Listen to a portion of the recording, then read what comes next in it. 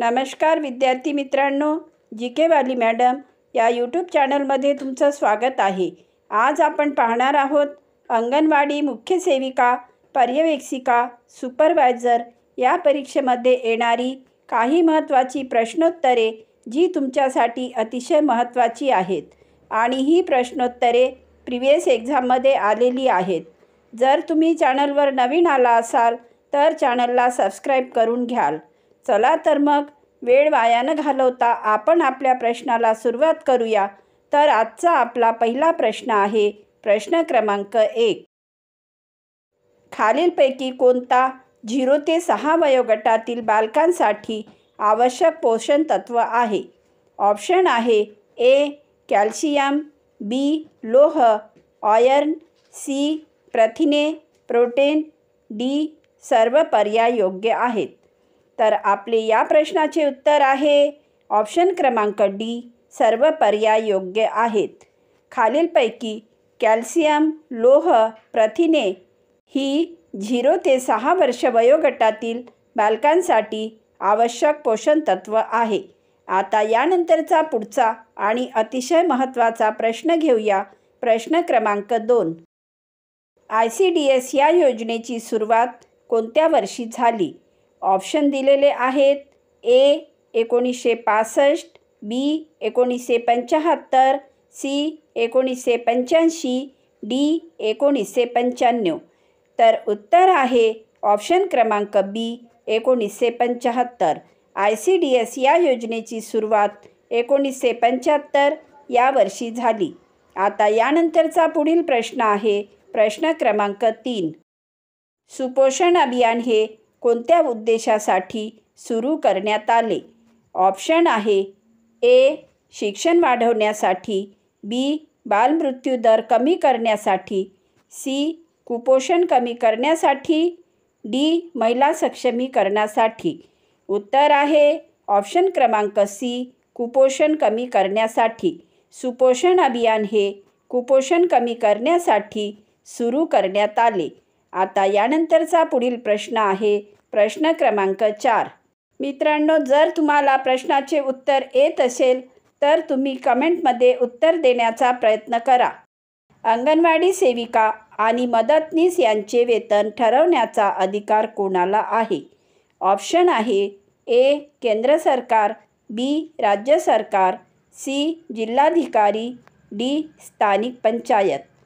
उत्तर आहे ऑप्शन क्रमांक बी राज्य सरकार। अंगणवाडी सेविका आणि मदतनीस यांचे वेतन ठरवण्याचा अधिकार राज्य सरकारला आहे। आता यानंतरचा पुढचा प्रश्न आहे प्रश्न क्रमांक 5। बाल हक्क संरक्षण आयोग कोणत्या वर्षी स्थापन झाले? ऑप्शन आहे ए 2000, बी 2005, सी 2010, डी 2015। उत्तर आहे ऑप्शन क्रमांक बी 2005। बाल हक्क संरक्षण आयोग 2005 या वर्षी स्थापन झाले। आता यानंतरचा पुढचा प्रश्न आहे प्रश्न क्रमांक 6। पोषण ट्रॅकर ॲपचा उपयोग कशासाठी होतो?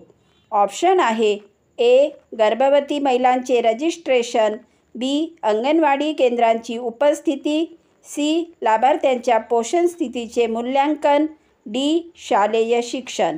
उत्तर आहे ऑप्शन क्रमांक सी, लाभार्थ्यांच्या पोषण स्थितीचे मूल्यांकन।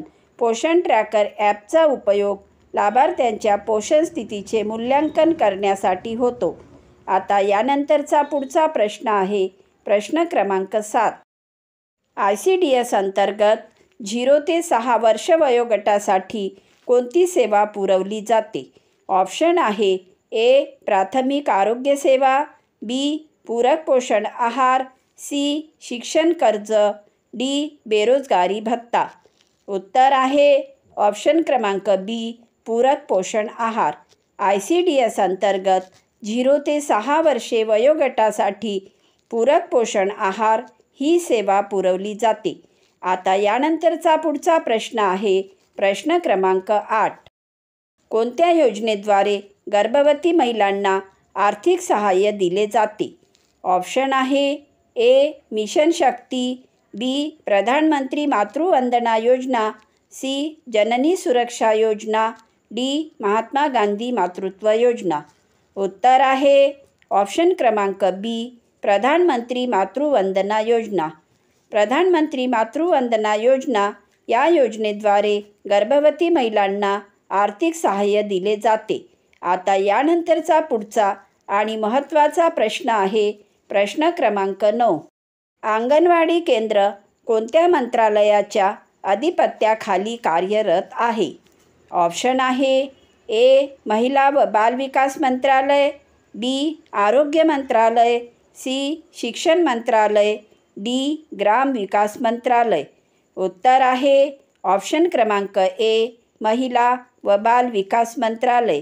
अंगणवाडी केंद्र महिला व बाल विकास मंत्रालयाच्या अधिपत्याखाली कार्यरत आहे.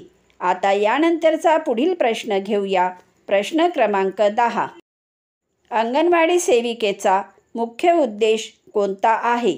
ऑप्शन आहे ए. मुलांचे लसीकरण करणे, बी. महिलांना शिक्षण देणे, सी. बालकांचा सर्वांगीण विकास करणे, डी. वयोवृद्धांची काळजी घेणे. उत्तर आहे ऑप्शन क्रमांक सी. बालकांचा सर्वांगीण विकास करणे. अंगणवाडी सेविकेचा मुख्य उद्देश आहे बालकांचा सर्वांगीण विकास करणे. आता यानंतरचा पुढील प्रश्न आहे प्रश्न क्रमांक 11. पूरक पोषण आहार कोणत्या कालावधीत दिला जातो? ऑप्शन आहे ए. दर 2 महिन्यांनी, बी. दररोज, सी. आठवड्यातून एकदा, डी. महिन्यातून एकदा. उत्तर आहे ऑप्शन क्रमांक बी. दररोज. पूरक पोषण आहार दररोज दिला जातो. आता यानंतरचा पुढचा प्रश्न घेऊया. प्रश्न क्रमांक 12. बालकांचा वाढदिवस अंगणवाडीत साजरा करण्यामागचा उद्देश काय आहे? ऑप्शन आहे ए. पालकांना आकर्षित करणे, बी. बालकांमध्ये आत्मविश्वास वाढवणे, सी. शिक्षकांना प्रोत्साहन देणे, डी. शासनाचा खर्च वाढवणे. उत्तर आहे ऑप्शन क्रमांक बी. बालकांमध्ये आत्मविश्वास वाढवणे. बालकांचा वाढदिवस अंगणवाडीत साजरा करण्यामागचा उद्देश बालकांमध्ये आत्मविश्वास वाढवणे हा आहे. आता यानंतरचा पुढचा प्रश्न आहे प्रश्न क्रमांक 13. अंगणवाडीत सेविकेला कोणती नोंद ठेवावी लागते? ऑप्शन दिलेले आहेत ए. मतदान यादी, बी. वजन व उंची रजिस्टर, सी. उत्पन्न प्रमाणपत्र, डी. शाळा परीक्षेचे निकाल.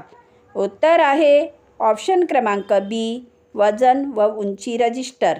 अंगणवाडी सेविकेला वजन व उंची रजिस्टर नोंद ठेवावी लागते. आता यानंतरचा पुढचा प्रश्न घेऊया. प्रश्न क्रमांक 14. स्नेहन म्हणजे काय? ऑप्शन आहे ए. लसीकरण, बी. बाळाला तेल लावणे आणि हलक्या हाताने मसाज करणे, सी. अन्न खाऊ घालणे, डी. गोद घेणे. उत्तर आहे ऑप्शन क्रमांक बी. बाळाला तेल लावणे आणि हलक्या हाताने मसाज करणे. आता यानंतरचा पुढचा प्रश्न आहे प्रश्न क्रमांक 15. किशोर वयातील मुलींना कोणत्या कार्यक्रमाअंतर्गत लोह गोळ्या दिल्या जातात? ऑप्शन आहे ए. आरोग्य भारत, बी. महिला आरोग्य मिशन, सी. किशोरी शक्ती योजना, डी. पोषण पथ.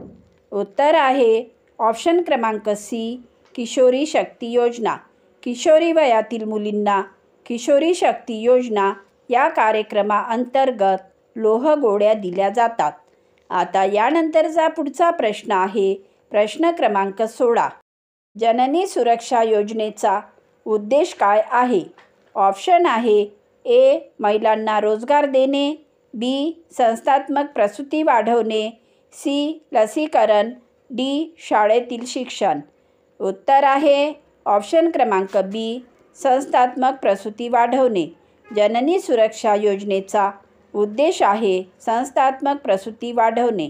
आता यानंतरचा पुढील प्रश्न आहे प्रश्न क्रमांक 17. ICDS अंतर्गत एक अंगणवाडी केंद्र किती लोकसंख्येसाठी चालवले जाते? ऑप्शन आहे ए. 1000, बी. 400 ते 800, सी 2000, डी 100 ते 200. उत्तर आहे ऑप्शन क्रमांक बी 400 ते 800. ICDS अंतर्गत एक अंगणवाडी केंद्र 400 ते 800 लोकसंख्येसाठी चालवले जाते. आता यानंतरचा पुढील प्रश्न घेऊया. प्रश्न क्रमांक 18. खालीलपैकी कोणती सेवा एकात्म बाल विकास सेवा योजना ICDS अंतर्गत येत नाही? ऑप्शन आहे ए पूरक पोषण, बी आरोग्य तपासणी, सी पेन्शन योजना, डी आरोग्य शिक्षण. उत्तर आहे ऑप्शन क्रमांक सी पेन्शन योजना. खालीलपैकी पेन्शन योजना ही सेवा एकात्म बाल विकास सेवा योजना ICDS अंतर्गत येत नाही. आता यानंतरचा पुढचा प्रश्न आहे प्रश्न क्रमांक 19. अंगणवाडी सेविकेला काम करताना कोणता महत्त्वाचा अहवाल दरमहा भरावा लागतो? ऑप्शन आहे ए मनरेगा रिपोर्ट, बी मासिक अहवाल, सी बजेट रिपोर्ट, डी कर्मचारी रिपोर्ट. उत्तर आहे ऑप्शन क्रमांक बी मासिक अहवाल. अंगणवाडी सेविकेला काम करताना मासिक अहवाल हा महत्त्वाचा अहवाल दरमहा भरावा लागतो. आता यानंतरचा पुढील प्रश्न आहे प्रश्न क्रमांक 20. ICDS या योजनेची संपूर्ण रूपरेषा काय आहे? ऑप्शन आहे A integrated children development services, B Indian child development scheme, C integrated child development services, D international care for development of society. उत्तर आहे ऑप्शन क्रमांक C integrated child development services. आता यानंतरचा पुढचा प्रश्न आहे प्रश्न क्रमांक 21. अंगणवाडी केंद्रांमध्ये वजन मोजण्यासाठी कोणती यंत्रणा वापरली जाते? ऑप्शन आहे A mechanical scale, B electronic वजन काटा, C metre scale, D thermometer. उत्तर आहे ऑप्शन क्रमांक बी इलेक्ट्रॉनिक वजन काटा. अंगणवाडी केंद्रांमध्ये वजन मोजण्यासाठी इलेक्ट्रॉनिक वजन काटा ही यंत्रणा वापरली जाते. आता यानंतरचा पुढचा प्रश्न आहे प्रश्न क्रमांक 22. बालकांचे योग्य पोषण समजण्यासाठी कोणत्या निर्देशांकाचा वापर होतो? ऑप्शन आहे ए रक्तदाब, बी तापमान, सी वजन व उंचीच्या प्रमाणबद्ध निर्देशांक, डी वय. उत्तर आहे ऑप्शन क्रमांक सी वजन व उंचीचा प्रमाणबद्ध निर्देशांक. बालकांचे योग्य पोषण समजण्यासाठी वजन व उंचीचा प्रमाणबद्ध निर्देशांक या निर्देशांकाचा वापर होतो. आता यानंतरचा पुढचा प्रश्न आहे प्रश्न क्रमांक 23. सुपोषण अभियानमध्ये कोणता रंग वापरून पोषण सप्ताह साजरा केला जातो? ऑप्शन आहे ए हिरवा, बी निळा, सी नारिंगी, डी जांभळा. उत्तर आहे ऑप्शन क्रमांक सी नारिंगी. सुपोषण अभियानमध्ये नारिंगी रंग वापरून पोषण सप्ताह साजरा केला जातो. आता यानंतरचा पुढचा प्रश्न आहे प्रश्न क्रमांक 24. अंगणवाडी सेविकेची किमान शैक्षणिक पात्रता काय आहे? ऑप्शन आहे ए 5वी, बी 10वी, सी 12वी, डी पदवी. तर उत्तर आहे ऑप्शन क्रमांक बी 10वी. अंगणवाडी सेविकेची किमान शैक्षणिक पात्रता 10वी इतकी आहे. आता यानंतरचा पुढचा प्रश्न आहे प्रश्न क्रमांक 25. गरोदर महिलेस दरमहा किमान किती वेळा तपासणी करणे आवश्यक आहे?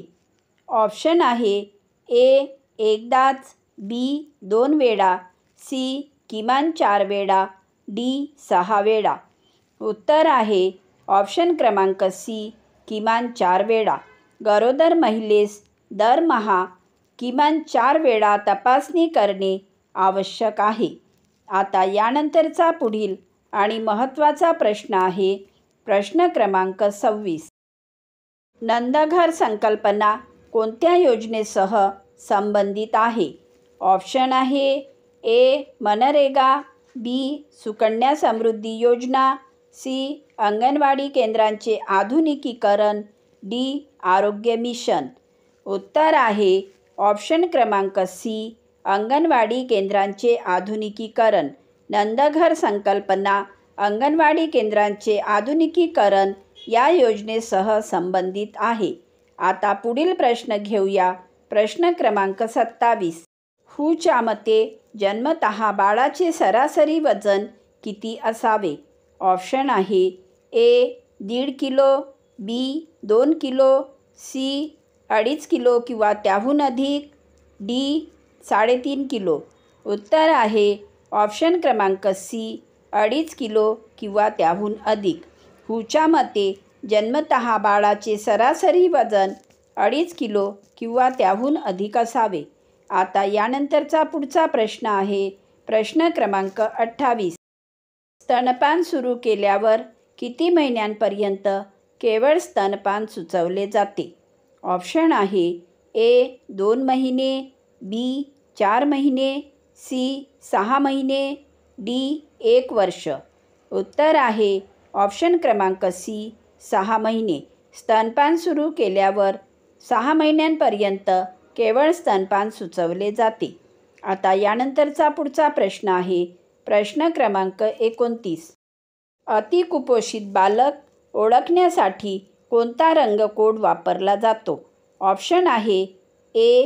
हिरवा, बी. निळा, सी. लाल, डी. नारिंगी. उत्तर आहे ऑप्शन क्रमांक सी. लाल. अतिकुपोषित बालक ओळखण्यासाठी लाल रंगकोड वापरला जातो. आता यानंतरचा पुढचा आणि शेवटचा प्रश्न आहे. प्रश्न क्रमांक 30.